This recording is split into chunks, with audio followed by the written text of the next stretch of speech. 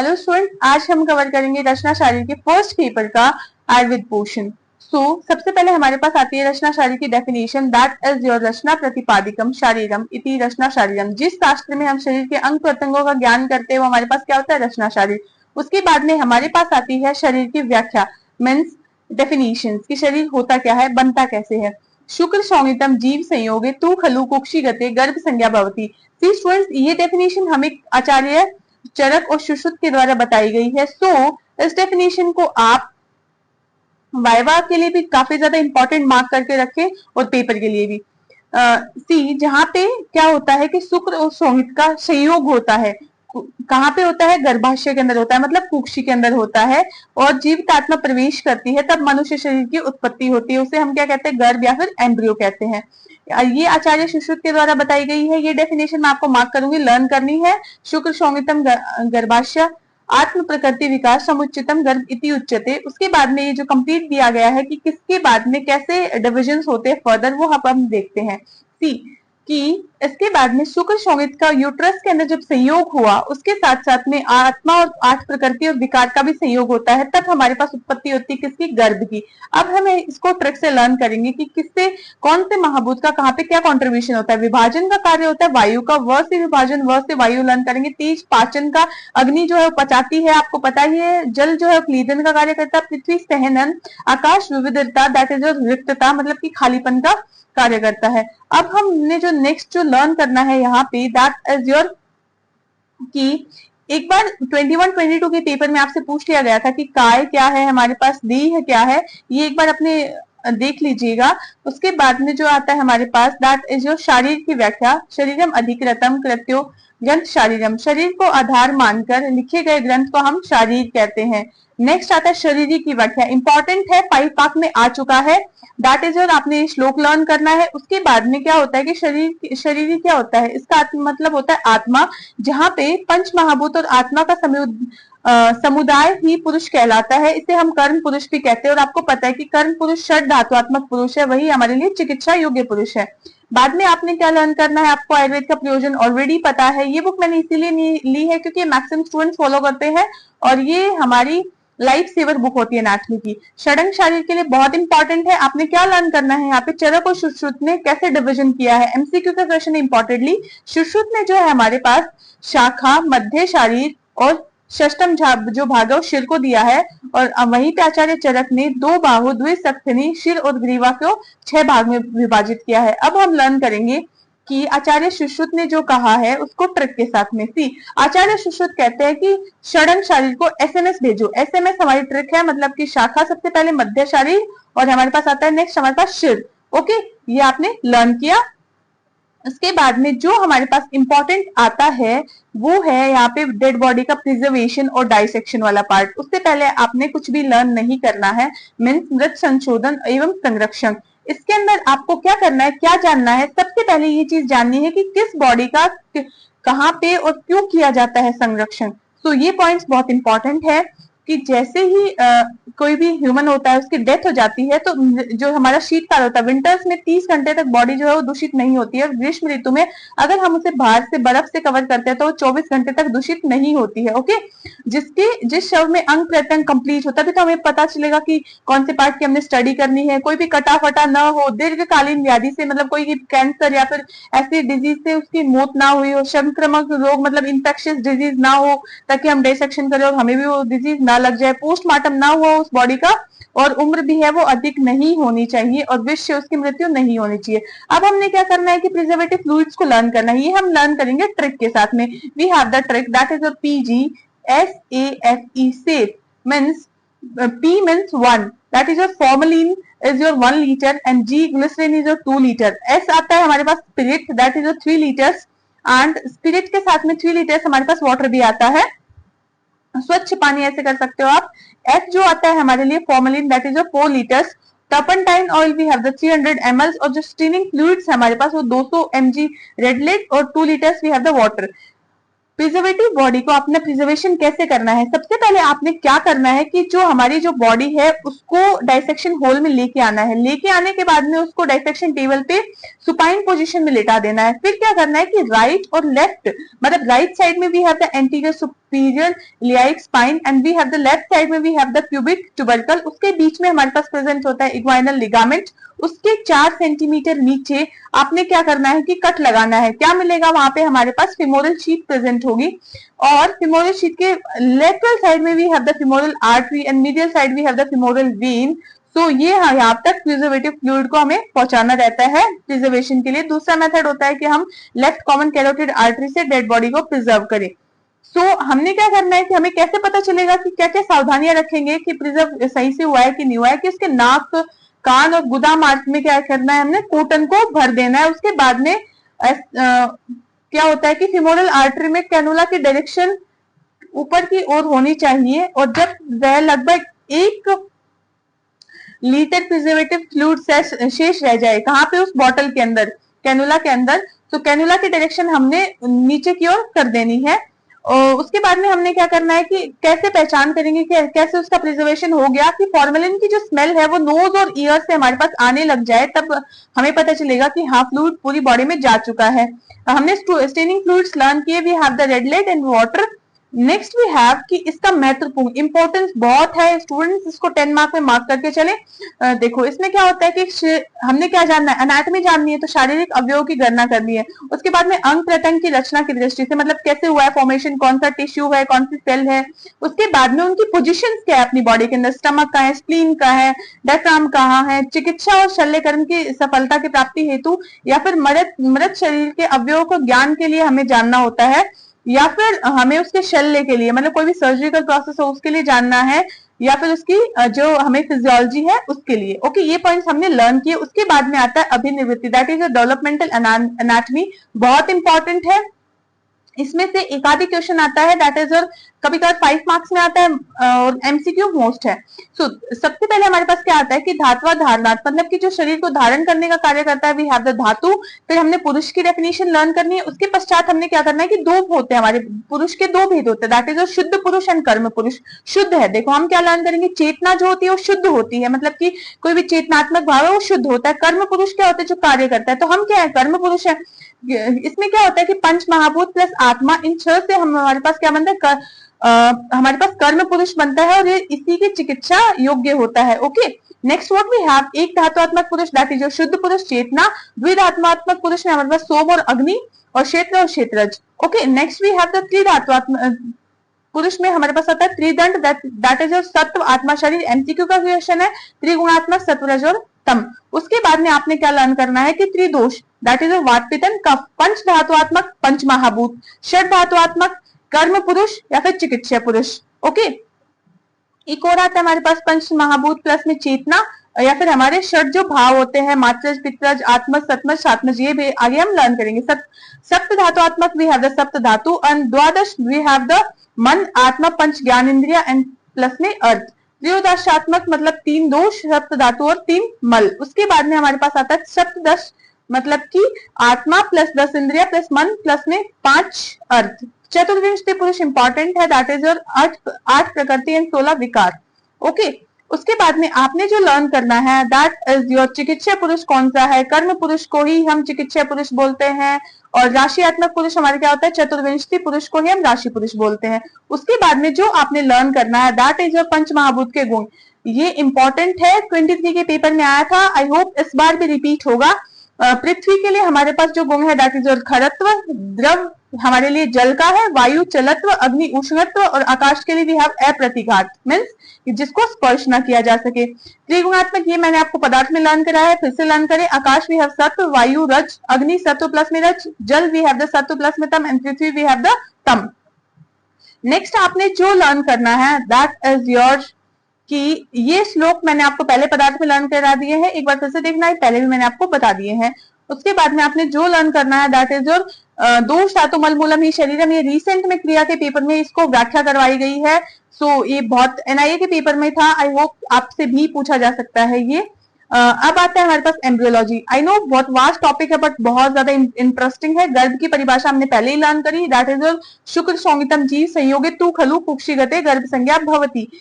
मैंने आपको एक्सप्लेनेशन भी दे दिया, ये डेफिनेशन भी मैंने आपको कंप्लीट समझा दी है। उसके बाद में आपके पास जो आता है दैट इज, ये चीजें आप सारी पढ़ चुके हो कहाँ पे, अपनी प्रिपरेशन के टाइम पे। स्पर्मेटोजेनेसिस इंपॉर्टेंट टॉपिक है, एक बार आपने पढ़ना है, लेकिन आपने सेल्फ पढ़ना है, ये मैं नहीं पढ़ाने वाली क्योंकि ऑलरेडी आपको अच्छे से आता है। oogenesis और स्पर्मेटोजेनेसिस को लीव मत करना, मैं आपको बताती हूँ। शुक्र, वी हैव द शुक्र। शुक्र के पर्याय क्या होते हैं? वीर्य, रेतस या फिर सीमन। और इसकी उत्पत्ति कैसे होती है? देखो, सप्त धातु की उत्तरोत्तर पोषण से हमारे पास उत्पत्ति होती है। सो हमारे पास अंतिम जो धातु होती है वी हैव द शुक्र। So semen is a mixture of sperm plus seminal fluid. इसका स्वरूप क्या होता है? सौम्य होता है। जल महाभूत की प्रधानता होती है, तो इसे सौम्य कहते हैं। Okay, next what we have is the शुद्ध शुक्र के लक्षण। बहुत इंपॉर्टेंट है, मार्क करके चलो। कोई एमसीक्यू में पूछ लेगा आपसे, या फिर आपसे कुछ भी मतलब कि 5 मार्क में पूछ लेगा।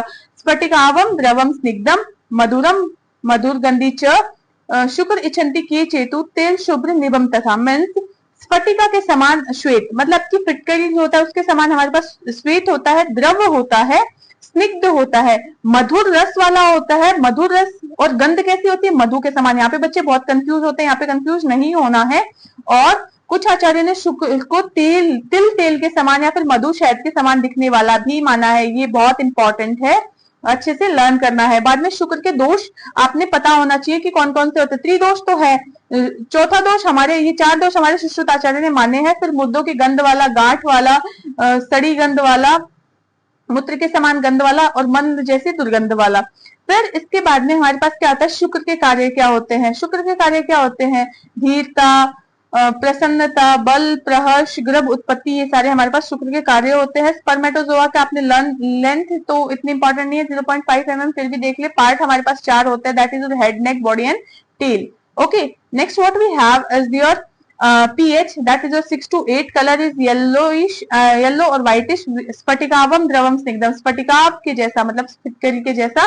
और काउंट आपने लर्न करना है। उसके बाद में हमारे पास क्या होता है कि ये डायग्राम आपको पता होना चाहिए। एनाटॉमी है तो एनाटॉमी में आपने डायग्राम अच्छे से लर्न करने हैं, बनाने आने चाहिए। आर्तव के हमारे पास पर्याय आते हैं रज, रज, रसजम। ओके, आर्तव शोणित, मतलब कि आपने क्या करना है, अब इसका क्या स्वरूप होता है उसका हमने देखा।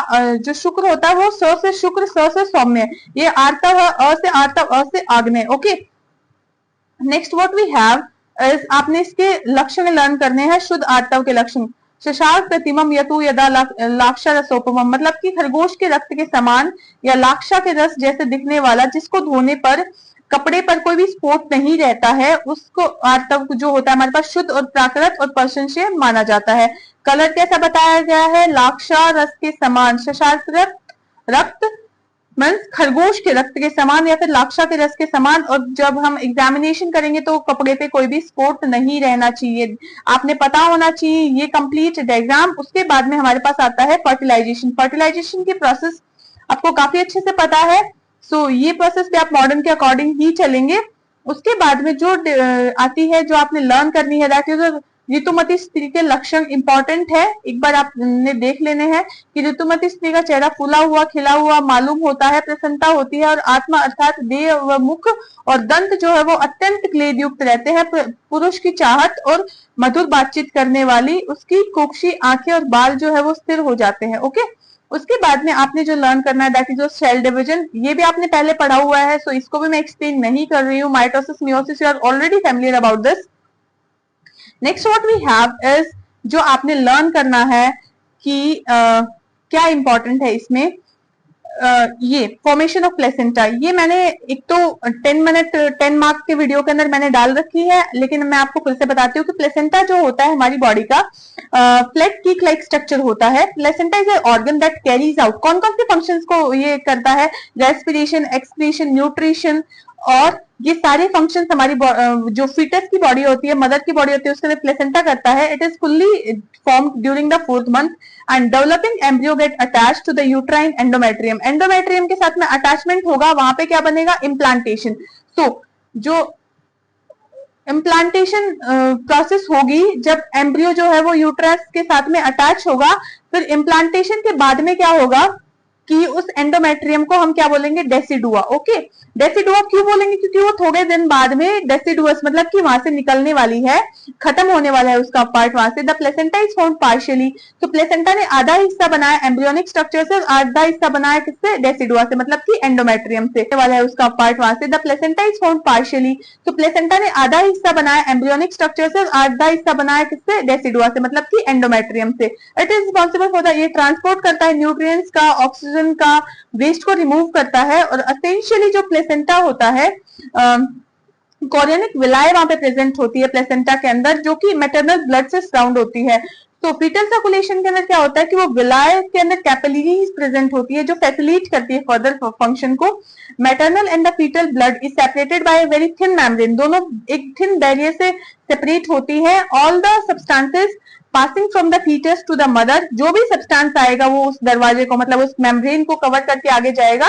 The fetus take the part in the forming the placenta is the chorion, जो फीटल पार्ट होता है, ये एमसीक्यू का क्वेश्चन है, जो फीटल पार्ट होता है जो हमारे पास प्लेसेंटा बनाने की प्रोसेस में काम आ रहा है, that is your Korean. It is consist of the trophoblast, किसका बना होता है, ट्रोफोब्लास्ट का, on the extra embryonic membrane. proliferation of the cells of the trophoblast leads to the formation, फिर हमारे पास ट्रोफोब्लास्ट का साइज इंक्रीज होगा, तो ट्रोफोब्लास्ट किसमें कन्वर्ट होगी, दो लेयर्स में, साइटोट्रोफोब्लास्ट दैट इज योर साइटोमिन सेल्यूलर, सिंसाइटो what we have the syncytium, syncytium मतलब जहां पे बहुत सारे न्यूक्लियस एक साथ में प्रेजेंट है।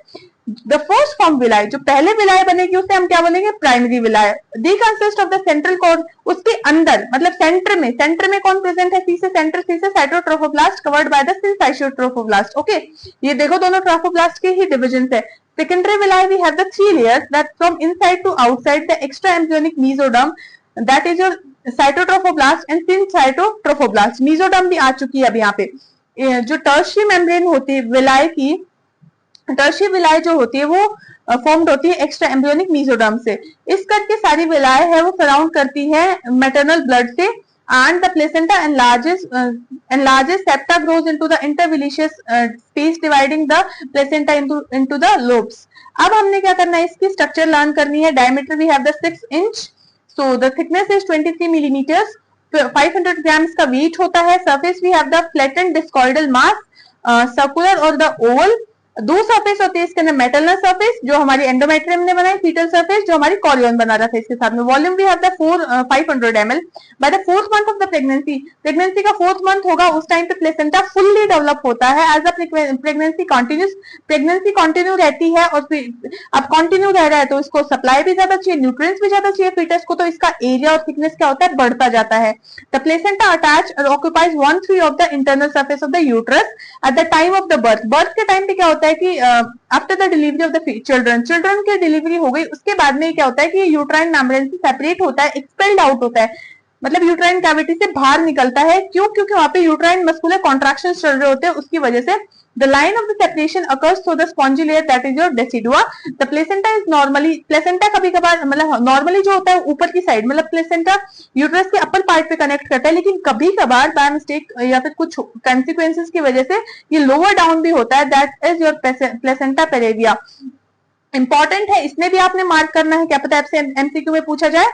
और formation of the placenta that is your trophoblast and the tissue of the uterus together form an important organ that is your placenta. हमने कंप्लीट पढ़ा प्लेसेंटा के बारे में। 10 मार्क का क्वेश्चन है, स्टूडेंट्स मार्क कर लो। Next what we have that is your umbilical cord. Umbilical cord को ऐसे भी पूछा जा सकता है, नाभिक नाड़ी निर्माण बताओ, क्या पता आप इसको मिस आउट कर जाओ। So what we have, the umbilical cord develops from the connecting stalk। connecting stalk होता है किस किस के बीच में, मदर और फीटस के बीच में। ओके, सो ये डायग्राम आपने एक बार गूगल से सर्च कर लेना है, इजी से डायग्राम आपने प्लेसेंटा का भी बनाना है और अम्बिलिकल कोड का भी। As the embryo grow, embryo का जैसे जैसे साइज बढ़ता है तो एरिया ऑफ अटैचमेंट वहां पे क्या होगा, कम दिखने लगेगा, relatively smaller. Gradually this attachment is seen only near the codal and, मतलब कि जो उसका टेल वाला पार्ट होता है एम्ब्रियोनिक डिस्क का, वहीं पे आपको सिर्फ अटैचमेंट दिखेगा। With the formation of the tail fold the attachment of the connecting stalk moves to the ventral aspect of the embryo. It is now attached to the region of the umbilical opening. मैंने umbilical cord वैसे 10 mark वाली series में पढ़ाया है, यहाँ से ना समझ आए एक बार वहां से भी आप जरूर देखिएगा। Now the blood vessels are develop into the embryo. जैसे जैसे ब्लड वेसल्स जो एम्ब्रियो के अंदर डेवलप होती है, प्लेसेंटा के अंदर भी वो ब्लड वेसल्स कम्युनिकेट करती है किसके थ्रू, आर्टरीज और वेन्स के थ्रू, जो कि एक स्टॉक के थ्रू, मतलब ऐसे आप एक मानो स्टॉक है, इसके अंदर से वेन्स और जो आर्टरीज है वो मूव कर रही है। पहले स्टार्टिंग में क्या होता है कि उसके अंदर 2 आर्टरीज और 2 वेन्स का फॉर्मेशन होता है, बट बाद में क्या होता है कि राइट वेन जो होती है वो डिसअपियर हो जाती है। ओके, ये इंपॉर्टेंट है, एमसीक्यू का क्वेश्चन है, लर्न करना। The umbilical cord is a vascular connection between the mother and the fetus. Umbilical cord क्या होता है, वैस्कुलर कनेक्शन होता है 2 आर्टरीज का। आर्टरी है, अम्बिलिकल आर्टरी एक्सेप्शन है, आपने नीट प्रिपरेशन में पढ़ा होगा कि डीऑक्सीजनेटेड ब्लड को कैरी करती है fetal to the placenta. Umbilical vein है वो ऑक्सीजनेटेड ब्लड को कैरी करती है। Now what we have the, यहाँ पे क्या प्रेजेंट होता है, supporting mucus connecting tissue present होता है, जिसे हम वाटर जेली बोलते हैं, जो कि एलेंटॉइड से बनी है। ओके, इंपॉर्टेंट है, मार्क करना किससे बनी है। The entire umbilical cord is surrounded by the layer of amnion. At the time of the birth the children, the umbilical cord is about half metre long and 2 centimetre in diameter. It is marked, मतलब बाद में क्या होता है, जैसे जैसे foetus का movement चलता रहता है तो वहां पे टोर्शंस, मतलब कैसे घुमाव पड़ने लग जाते हैं। Okay, due to the fetal movement. And the umbilical cord is either too short, कभी कभी तो बहुत शॉर्ट होती है, कभी कभी बहुत लॉन्ग होती है। जैसे प्लेसेंटा डिटैच होगा वहां से ये भी एक्सपेल आउट हो जाती है। यहाँ पे इंपॉर्टेंट है, at the time of umbilical cord is severed leaving the baby as its own. कभी कभी मतलब ये अपने आप बेबी को लीव करती है। The portion, the small portion of the cord that remain attached to the infants, जब ये small portion आपने देखा होगा कि न्यूबॉर्न के अंदर small portion attached रहता है umbilical cord का, वो वेदर थोड़े टाइम के बाद में अपने आप फॉल ऑफ हो जाता है 12 to 15 डेज के बाद में। सो एरिया को अब हम क्या बोलेंगे, उस एरिया को हम umbilicus, that is your navel. अब हमारे पास आता है जरायु, that is your amnion, amniotic membrane, and we have the chorion. Okay, ये इंपॉर्टेंट नहीं है, जो इंपॉर्टेंट था वो मैंने आपको कंप्लीट बता दिया। अब आपके पास में जो आता है दैट इज योर, ये प्रकृति है, ये आपने आई होप लर्न की होंगे क्रिया शारीर में, वहीं से आपने अच्छे से लर्न करना है। उसके बाद में आपके पास जो इंपॉर्टेंट चीज आती है कि कलर्स। तेज प्लस में जल मिलने से हमारे पास गौर वर्ण की उत्पत्ति होती है। तेज प्लस में पृथ्वी कृष्ण, तेज प्लस में पृथ्वी प्लस में कृष्ण, सॉरी आकाश वी हैव द कृष्ण श्याम, एंड तेज प्लस में जल प्लस में आकाश वी हैव द गौर एंड श्याम। उसके बाद में जो आपके लिए इंपॉर्टेंट है दैट इज योर, कि जब हमारे पास प्लेसेंटा नहीं होता है तो उससे पहले जो बच्चा होता है उसका जो हमारे पास जो न्यूट्रिशन होता है कैसे पहुंचाया जाता है, दैट इज उपस्वेदन और उपस्नेहन की वजह से हम उसको क्या करते हैं, न्यूट्रिशन देते हैं। अब आपको करने हैं गर्भ वृद्धिकर भाव, बहुत इंपॉर्टेंट है, अच्छे से लर्न करने हैं कि हमारे पास ये जो गर्भ वृद्धिकर भाव आपको 6 देखने को मिलते हैं कि इससे कौन कौन से ऑर्गन और कौन कौन सी चीजें डेवलप होती है। सबसे पहले आता है पित्रज। पित्रज में हमारे पास जो गर्भाशय के अंदर केश, जो भी हार्ड वाली चीजें हैं वो कहां से है, पिता से, दैट इज जो श्रमशु, लोम, अस्थि, नख, दंत, शिरा, स्नायु, धमनी। शिरा, स्नायु, धमनी में कंफ्यूज नहीं होना, तीनों पिता से ही, पित्रज भाव ही है हार्ड, दैट इज जो शुक्र में कठिन और पित्रज भाव होते हैं। मात्रज के अंदर जो सॉफ्ट वाली चीजें लाइक मांस, रक्त, मेद, मज्जा, हृदय, नाभि, यकृत, प्लीहा, आंत्र, गुद, ये सारी माता से आती है। रसज वी हैव द बल, शरीर, वर्ण। इसके अंदर क्या आता है, धातुओं की वृद्धि, बल, शरीर, वर्ण और उनकी स्थिति और उनका क्षय जो हमारे पास रस से होता है, क्योंकि रस जो होता है आहार से उत्पत्ति होती है, तो जैसे ही आप इससे रिलेट कर सकते हो। आत्मा वी हैव द इंद्रियां, ज्ञान, विज्ञान, आयु, सुख, दुख, ये सारी हमारी आत्मा से आती है। और सत्व से हमारे पास जो होता है वो सत्व अर्थात मन, और सातम्यज वी हैव द वीर्यम, आरोग्यम, बल, वर्णो, मेधा, सात्म्य जनान। मतलब कि हमारे पास वीर्य, आरोग्य, बल, वर्ण, मेधा, ये सारा हमारे पास कहां से आता है, सातम्यज से। ये हमारे थे 6 भाग। उसके बाद में आपने जो लर्न करना है that is your development of embryo. ये मासानुमासिक वृद्धि बहुत ज्यादा इंपॉर्टेंट है स्टूडेंट, श्लोक लर्न करने हैं, पर्टिकुलरली मैं बोल रही हूँ, अगर आपको नहीं लर्न होते तो छोटे वाले जितने भी श्लोक है आपने ये तो लर्न करने ही है। सबसे पहले क्या होता है कि तत्र प्रथम मास से कलल जाए थे, दैट इज योर, कि प्रथम मास में जो होता है वो कलल के बुदबुदाकार के होता है। ओके, फर्स्ट में जो डेवलपमेंट होता है उसका ऐसे ही होता है। सेकंड में हमारे पास क्या होता है कि दूसरे माह में शीत मतलब कि श्लेष्मा, उष्ण, पित्त और अनिल मतलब कि वायु का परिपक्व महाभूतों से संघात से गर्भ का घन बनता है। मतलब कि इन सबसे तीनों से हमारे पास क्या बना, घन बना। उसके बाद में अगर वो घन हमारे पास गोला होगा तो गोल होगा, तो ऐसे सोचो कि गोल मतलब मेल और पेशी, पेशी फीमेल जैसा वर्ड है, और अबुर्द मतलब कुछ समझ नहीं आ रहा, दैट इज नपुंसक। तृतीय मास में हमारे पास क्या होता है कि 2 हाथ 2 पैर और सिर, इनकी पंच पिंडिकाएं निकल आती हैं और अंग प्रत्यंग जो सूक्ष्म हो जाते हैं। चतुर्थ, तृतीय और चतुर्थ में आपको कंफ्यूजन होगा, बट यहाँ पे सिर्फ वो पिंडिकाएं बनी है, यहाँ पे उसका स्पष्टीकरण होना स्टार्ट हो जाता है। यहाँ का सबसे इंपॉर्टेंट पॉइंट है हमारे पास द्विहृदया चनारी, मतलब यहाँ पे जो हमारी गर्भवती होती है वो द्विहृदया बोली जाती है। ओके, उसके बाद में हमारे पास क्या होता है कि पंचम मन प्रतिबुद्धर भवन्ति। पंचम में हमारे पास पंचम वहां आ रहा है, तो मन जो होता है वो अधिक प्रभुत्व होता है, और षष्टम बुद्धि, षष्टम में हमारे पास बुद्धि, और सप्तम में हमारे पास क्या होता है कि सारे अंग प्रत्यंग जो होता है अच्छे से दिखाई देने लग जाते हैं।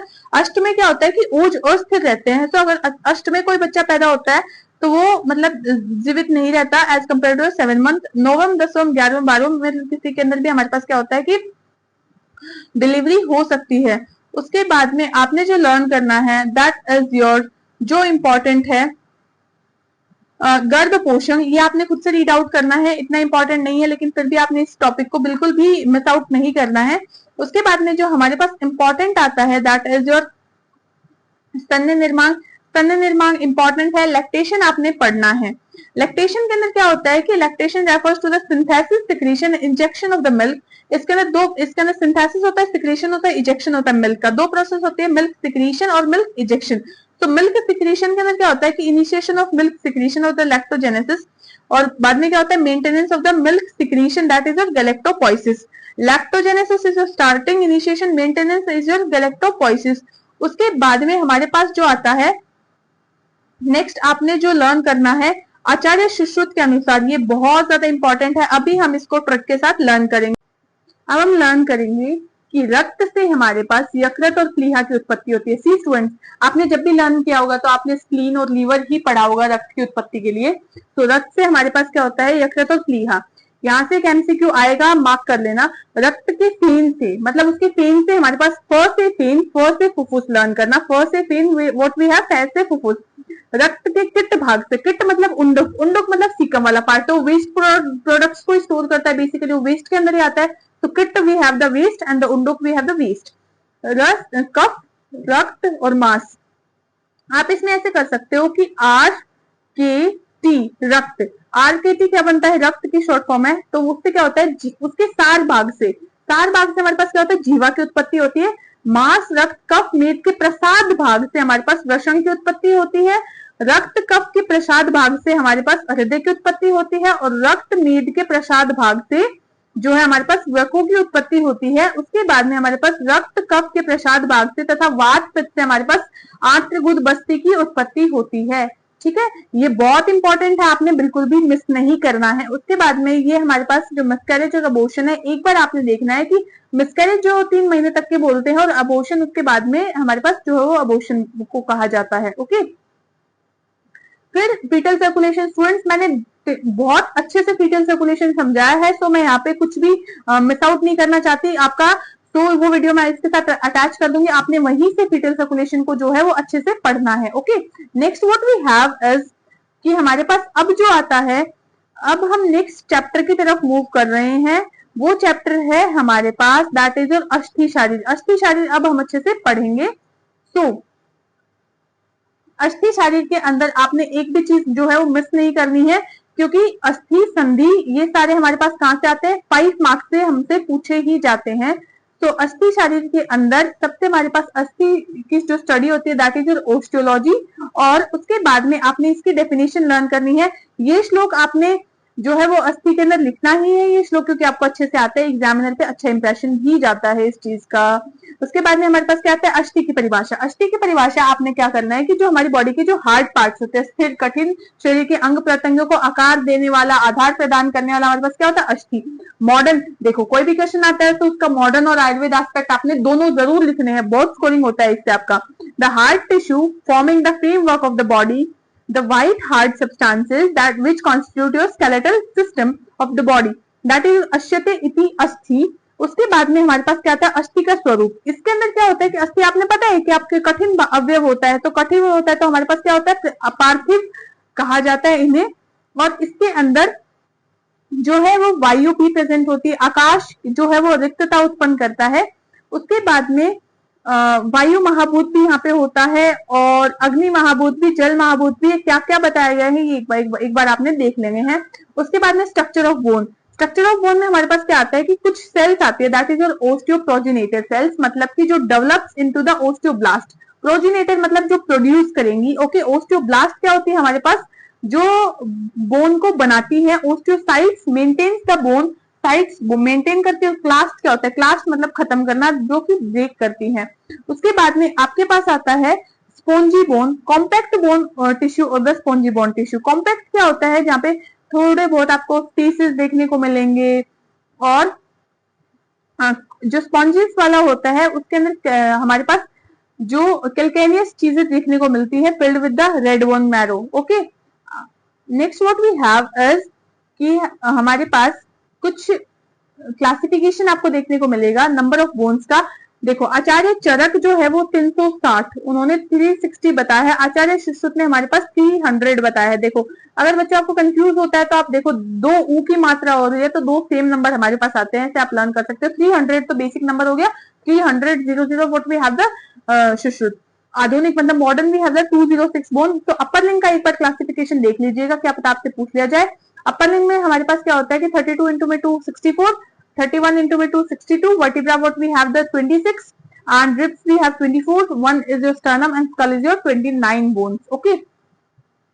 वैसे एमसीक्यू इसके अंदर से भी बनता है, अगर आपके पास टाइम हो तो एक बार आप इसको रीड आउट कीजिएगा, अदरवाइज एक एमसीक्यू के लिए आप वैसे भी टिक कर दोगे अगर आपसे पूछा जाए तो। नेक्स्ट आपको क्या लर्न करने हैं कि कितनी टाइप की अस्थियां हमारी बॉडी के अंदर होती हैं। तो वो अस्थियां आपने जो लर्न करनी है, हमारे पास 5 प्रकार की अस्थियां देखने को मिलती हैं। कपाल अस्थि फ्लैट बोन, रुचक अस्थि दैट इज योर पित्त, तरुणा अस्थि वी हैव कार्टिलेजिनस, वेल्ले राउंड बोन्स, और नलक we have the long bones. तो कपाल अस्थि हमारे पास कहाँ देखने को मिलेगी, मतलब कपाल क्या है हमारे पास, फ्लैट बोन। तो patella, ilium, scapula, zygomatic, palatine, temporal, skull. एक आध एग्जांपल्स लर्न करें, मोर देन सफिशिएंट है। रुचक हमने तो आरटी से हमने लर्न नहीं कर लिया, रुचक हमारे पास जो भी तथ्य के अंदर मिलेंगे। तरुणा हमने लर्न कर लिया, जो भी कार्टिलेजिनस है, तरुण जो है वो कार्टिलेजिनस है, काफी अच्छा डांस करता है, ऐसे करके आप कर सकते हो। नोज के अंदर ईयर, जीवा, अक्षिकोष, ये सब। और वेल्ले जो है हमारे पास राउंड मतलब रिब्स, बैकबोन की जो वर्टिब्रल कॉलम है स्टर्नम के अंदर। और नलका अस्थि we have the long bones, अपनी बॉडी की जो भी लॉन्ग बोन्स है। मॉडर्न के लिए भी आपने बहुत अच्छे से लर्न करना है। 4 और 7 टाइप दो अलग अलग बताए हैं, long bone, short bone, flat bone और इरेगुलर बोन्स।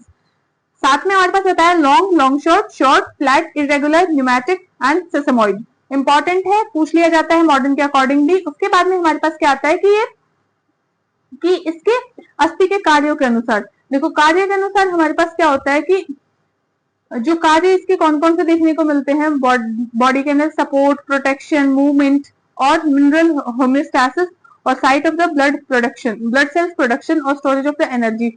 ऑसिफिकेशन, ऑसिफिकेशन मैंने आपको पहले ही बता दिया कि कैसे कैसे होता है। इसके अंदर आपको दो चीजें देखने को मिलेगी, इंट्रा मेम्ब्रेनस और intra what we have cartilaginous. So intramembranous if the bone is formed directly into the mesenchymal rudiment, ये हमारे पास होती है मेम्ब्रेनस। और इसका एग्जांपल आपको देखने को मिलेगा क्लैविकल, फीस बोन या फिर वेलेट ऑफ द स्कल। उसके बाद में हमारे पास जो है इंट्रा कार्टिलेजिनस, जो हमारी मेसेंकाइमल रूडिमेंट है, फर्स्ट कन्वर्ट होगा कार्टिलेज के अंदर। और इसके जो एग्जांपल्स है वो आपको लर्न करने हैं, दैट इज योर जो बोन ऑफ लिम्स है हमारे पास, trunk and base of skull, okay. Next what we have is your कि अकॉर्डिंग टू आयुर्वेद आपने जो लर्न करना है, बाकी सारी बोन्स जो है मैं वो एक वीडियो में मॉडर्न के एस्पेक्ट में कवर करूंगी। नेक्स्ट टॉपिक की तरफ मूव करते हैं। अब हमारे पास जो नेक्स्ट टॉपिक आता है वो आता है संधि शारीर। अब आपको संधि शारीर को बहुत इंपॉर्टेंटली पढ़ना है, क्योंकि अस्थि भी इतना ही इंपॉर्टेंट है जितना आपके लिए संधि इंपॉर्टेंट है। तो संधि शारीर के अंदर आपके पास जो चीजें आती हैं, सबसे पहले पूछा जाता है कि संधि होती क्या है। संधि क्या होता है, बेसिकली जॉइंट्स। आर्थ्रोलॉजी हमारे पास क्या होता है, स्टडी ऑफ जॉइंट्स। अस्थि संयोगे स्थानम, जहां पे अस्थियों का संयोग होता है वो हमारे पास क्या होती है, संधि। और जो संधियों की संख्या होती है हमारी बॉडी के अंदर, वी हैव द 10 कुल हमें हमारे पास बताई गई है।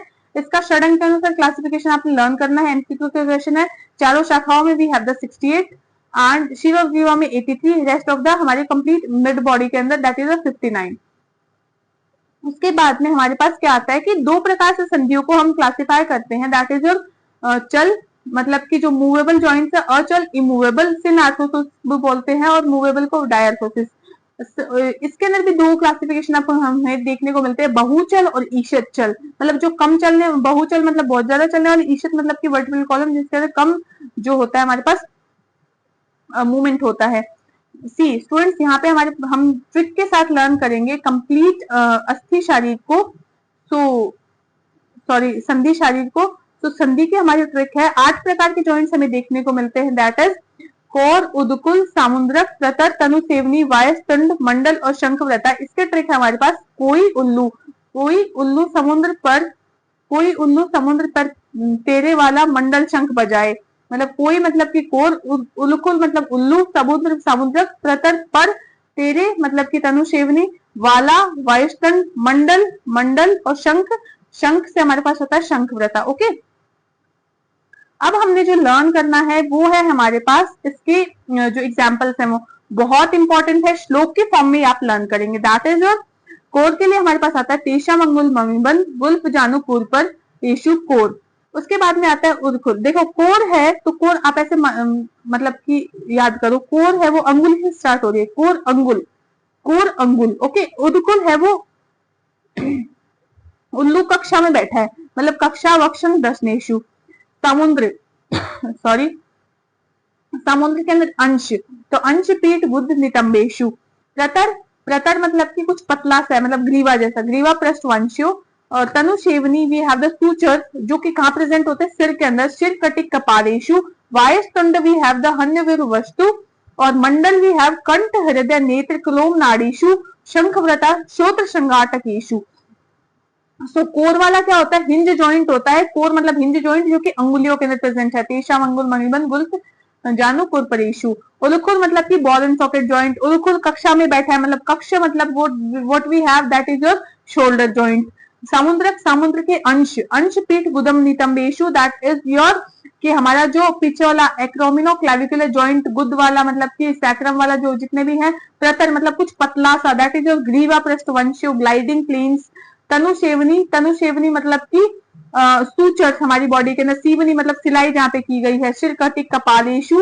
एंड वायुस्तुंड मतलब जो कॉन्डाइलर जॉइंट है हमारे पास, तो टीएमजे एक ही है, बहुत इंपॉर्टेंट है, जॉइंट भी बहुत इंपॉर्टेंट है। मंडल हमारे पास क्या होता है कि कंठ, जितने भी मंडल हैं, कंठ हृदय क्लोम नाड़ीशु। उसके बाद में हमारे पास आता है शंखावृत, दैट इज योर तरुंगा अस्थियों का, मतलब तरुंग जो हमारी कौन सी थी, कार्टिलेजिनस। श्रोत्र श्रृंगाटकेशु मतलब कि ईयर के अंदर हमें देखने को मिलता है। मॉडर्न के अकॉर्डिंग हमारे पास आता है fibrous if there is no synovial cavity. उसके बाद में कार्टिलेजिनस और साइनोवियल। ओके, फंक्शनल जो होता है हमारे पास सिन आर्थोसिस, एम्फी आर्थोसिस और डाई आर्थोसिस। सिम मतलब कि इमूवेबल, सिन जहां पे भी आएगा वो इमूवेबल, एम्फी मतलब कि थोड़ा बहुत lump sum movable, immovable. Diarthrosis मतलब हमारे पास क्या आता है, freely movable. So synarthrosis we have the sutures, Gamphysis and syndesmus. Next what we have is your संधि के कार्य क्या होते हैं, that is flexion, extension, adduction, abduction, circumduction, medial rotation, lateral depression. और उसके बाद में हमारे पास आता है इवर्जन और इन्वर्जन। बाकी सारी जो चीजें हैं हमारे पास रह गई हैं वो हम कहाँ लर्न करेंगे, मॉडर्न का जो वन शॉट होगा उसके अंदर। अब हमारे पास आता है स्नायु शारीर का वर्णन। स्नायु जो होता है बहुत इंपॉर्टेंट है। स्नायु के अंदर सिंडेसिमोलॉजी इसकी स्टडी को बोलते हैं। स्नायु क्या होता है, लिगामेंट्स होते हैं। ओके, स्नायु क्या होते हैं, व्हाइट फाइब्रस प्लेक्सस होते हैं, उपधातु है जो संधि और मांसपेशी के बंधन के काम आता है। स्नायु जो है संख्या के अंदर 900 होते हैं, स्नायु 900 होते हैं, शाखा में 600, ग्रीवा 70 और मध्य शरीर वी हैव 230। उसके बाद में हमारे पास जो होता है 4 प्रकार के होते हैं स्नायु, प्रतानवती, वृत्त, प्रथुल और सुशील। प्रतानवती के अंदर हमारे पास क्या आता है कि लिगामेंट्स जितने भी हैं, वृत्त वी हैव टेंडन्स, प्रथुल फ्लैटेंस और जो रिबन लाइक स्ट्रक्चर्स हैं वो, और सुशील मतलब कि जो भी हमारे पास खाली चीजें हैं वो। स्नायु के कार्य क्या होते हैं, स्नायु मांसपेशियों जाल को फैले रहते हैं और उनका फ्लेक्शन एक्सटेंशन का कार्य करते हैं। और उसके बाद में ये क्या करते हैं कि संधियों को मजबूत बनाने का, वेट बेयरिंग का कार्य करते हैं। उनको जोड़ने का कार्य करते हैं। महत्व भी हमने जान लिया है, जो हमारा यहाँ पे इसकी कार्य है वही है, इसका महत्व होता है। उसके बाद में हम लर्न करेंगे जॉइंट्स, जो कि हम मॉडर्न वाले कंप्लीट वन शॉट में लर्न करेंगे। उसके बाद में जो हमारे पास आता है दैट इज अ पेशी शारीर। तो पेशी क्या होती है हमारे पास, मायोलॉजी कंप्लीट जो हमारी बॉडी की मसल्स हैं वो आपने ये श्लोक इंपॉर्टेंटली लिखना है। ये इसमें तीसरी धातु होती है मांस धातु के बाद में। उसके बाद में इसका मुख्य कार्य लेपन का होता है, इंपॉर्टेंट है एमसीक्यू पॉइंट ऑफ व्यू से। पेशी है मांस धातु का ही स्वरूप होता है और इससे इसके पृथ्वी महाभूत की प्रधानता होती है और शरीर का आधा वजन ये लगभग कैरी करता है। उसके बाद में हमारे पास क्या आता है कि इसकी परिभाषा क्या होती है। Muscle is a fibre made up of the numerous muscular cells and having a bundle of muscle fibre called the muscles. कौन कौन से क्लासिफिकेशन, पैरेलल जो कि मतलब हमारे पास स्टाइलोहायोइड मसल्स, फ्यूजिफॉर्म और सर्कुलर। बाद में हमारे पास pinnate we have the uni, bi and the multipinnate. स्थान जो होते हैं वो जहाँ पे इसके बोन्स, कार्टिलेजिनस जो लिगामेंट्स प्रेजेंट होते हैं वहां पे प्रेजेंट होती है। सुश्रुत के अनुसार हमारे पास 500 पेशियां प्रेजेंट होती हैं और सुश्रुत ने स्त्रियों में पुरुष से अपेक्षा 20 पेशियां अधिक बताई गई हैं और आचार्य चरक हमारे पास 400 पेशियों का वर्णन करते हैं। 400 का भी आपने डिवीजन लर्न करना है और ये 500 का भी डिवीजन आपने लर्न करना है। उसके बाद में हमारे पास आता है कि 20 पेशियां कौन सी अधिक है। दोनों स्तनों में हमारे पास 10 देखने को मिलती है। अपत्य मार्ग में वी हैव द फूड, 2 अंदर की ओर फैली हुई होती है, 2 बाहर की ओर मुख पर गोल मुख पर आश्रित होती है। गर्भ क्षेत्र में भी हमारे पास 3 होती है और शुक्र आर्तव को प्रविष्ट कराने वाली हमारे पास 3 होती है। ये हमारे पास कंप्लीट 20 देखने को मिलती है। स्टूडेंट्स बहुत ज्यादा इंपॉर्टेंट है, आपने अच्छे से लर्न करना है। उसके बाद में हम देखते हैं इसका क्लासिफिकेशन कि स्ट्राइटेड मसल्स कौन कौन से। स्ट्राइटेड आपने अच्छे से लर्न की है, जहाँ पे स्ट्राइएशंस प्रेजेंट होती हैं, लॉन्गिट्यूडनल मसल्स होती हैं, वॉलंटरी मसल्स होती हैं। उसके बाद में हमारे पास आते हैं नोज स्ट्राइएशंस में हमारे पास कौन सी आती हैं, जो हमारी फ्यूजिफॉर्म होती है, जो इनवॉलेंट्री होती है, जो कि फंक्शन जो है अपने हिसाब से करती है। कार्डियक में हमारे पास जो भी कार्डियक के प्रेजेंट होती है वो कार्डियक और फंक्शन के बेसिस पे voluntary and involuntary. Next what we have is your another scoring topic केश, नख और दंत। इसमें इसको आपने केश और जो दंत है वो बहुत ज्यादा इंपॉर्टेंट है, पीवाईक्यू भी है और ये इस बार भी आएगा यहाँ से क्वेश्चन। तो इसके अंदर जो हमारे पास धातु और उपधातु आपने लर्न करेंगे, दैट इज अस्थि की जो उपधातु है आपकी दंत होती है और मज्जा के लिए आप केश और रोम का यूज करते हैं। आपने जो श्लोक लर्न करना है वो है हमारे पास कफ, पित्त, मलम, खेशु, स्वेद, श्यान, नख, रोमच। मतलब कि शरीर के जो मलिन करने वाले पदार्थ होते हैं उसे मल कहते हैं और प्रत्येक धातु की अपनी धातु अग्नि के द्वारा पाक होकर 2 अंश मतलब कि प्रसाद और किट्ट भाग बनता है। किट्ट भाग से ये जो हमारे मल उत्पन्न होते हैं, तो हमारे पास अस्थि धातु के जो मल होते हैं हमारे पास नख और रोम होते हैं। केश, नख, रोम ये सदैव बढ़ते रहते हैं। और उसके बाद में हमारे पास जो होता है जो अस्थि धातु का जो मल है वो चरक ने हमारे पास केश लोम बताया है और नख बताया है शारंगधर के अनुसार, और सुश्रुत ने जो हमारे पास नख और रोम बताया है। एमसीक्यू के क्वेश्चन है, आपने अच्छे से लर्न करना है और ये पित्रज भाव होते हैं हमारी बॉडी के। उसके बाद में हमारे पास जो है ये जो लर्न करना है, इनका स्वरूप जो है वो ये अधिक समय तक अपना स्वरूप धारण किए रहते हैं और ये रुचिक अस्थि से बताए गए हैं। दंत हमारे पास, केश के जो हमारे पास स्थान है वो हमारे पास सिर, अलाका मतलब कि माथे पे गिरने वाले बाल। रोम जो होते हैं वो हमारे पास अलग अलग जो स्थान है उसके हिसाब से अलग अलग बाल अलग अलग नाम होते हैं। केश जो सिर पे होते हैं, अलाका जो माथे पे गिरने वाले बाल होते हैं, रोम शरीर के बाल, कक्षा मतलब कि बगल के बाल, एक्जिला के हेयर्स और गुये मतलब कि जो झगन मतलब प्यूबिक हेयर्स है और पक्षम मतलब कि जो हमारी आईब्रोज है। उसके बाद में इसकी जो उत्पत्ति होती है आपने जो फीटल के अंदर वो भी लर्न करनी है कि आयुर्वेद के अंदर हमारे पास जो होते हैं वो कलर जो होता है वो ब्लैक, ब्राउन, लाल, सुनहरा आदि पाए जाते हैं। सभी प्रकार के वर्ण उत्पत्ति के लिए तेज महाभूत की मुख्य उपयोगिता रहती है और कृष्ण के लिए ये इंपॉर्टेंट है, स्टूडेंट्स ये लर्न करना है कि तेज पृथ्वी और वायु जो है वो प्रधान महाभूत रहते हैं। उसके बाद में हमारे पास संख्या आपने लर्न करनी है कि आचार्य चरक ने हमारे पास 29956 बताई है, क्योंकि जो संख्या है धमनी के अग्र भाग के बराबर बताई गई है और वाग्भट भी चरक के मत से सहमत करते हैं। उसके बाद में हमारे पास सुश्रुत ने जो है असंख्य माने हैं और काश्यप ने हमारे पास 2 लाख माने हैं। उसके बाद में एग्जामिनेशन ऑफ हेयर में अब आपके पास जो आता है स्प्लिटिंग ऑफ हेयर्स। उसके बाद में स्निग्धत्व मतलब कि सॉफ्ट और रुक्षत्व मतलब कि ड्राई हेयर्स और पालित्य, खालित्य और इसका वर्ण और कुटिलता। उसके बाद में हमारे पास पलित क्या होता है, मतलब ग्रेइंग ऑफ हेयर्स, खालित्य बाल्डनेस होती है। और जो जो दंत है उसके लिए आपको लर्न करना है, हेयर को आपको बिल्कुल भी मिस नहीं करना है, अच्छे से लर्न करना है। दंत के लिए हमारे पास लर्न करेंगे कि जो रुचिका अस्थि, मतलब जो रुचिका अस्थि से जो उत्पन्न होते हैं वो हमारे दंत होते हैं। उसके बाद में काइंड ऑफ टिथ हमारी बॉडी के अंदर कौन कौन से होते हैं, परमानेंट और टेम्परेरी, दो देखने को मिलते हैं। और जो संख्या हमारे पास वो 32 होती है। उसके बाद में हमारे पास जो इम्पोर्टेंट है दैट इज योर की टिथ की एनालिसिस आपने एक बार स्टडी करनी है। उसके बाद में आपको नख की उत्पत्ति के लिए नख को एक बार आपने स्टडी करना है। स्ट्रक्चर भी आपको पता होना चाहिए, स्ट्रक्चर ऑफ नेल के लिए। ये था हमारा कंप्लीट केश नख दंत। आई होप आपको वीडियो पसंद आई होगी। वन शॉट में मैंने मैक्सिमम टॉपिक्स कवर किए हैं और एक भी टॉपिक को मिस नहीं करना है। 40 आउट ऑफ 40 आपने स्कोर करना है। All the very best students. ऐसा ही वन शॉट आपका मॉडर्न और पेपर 2 के लिए आने वाला है।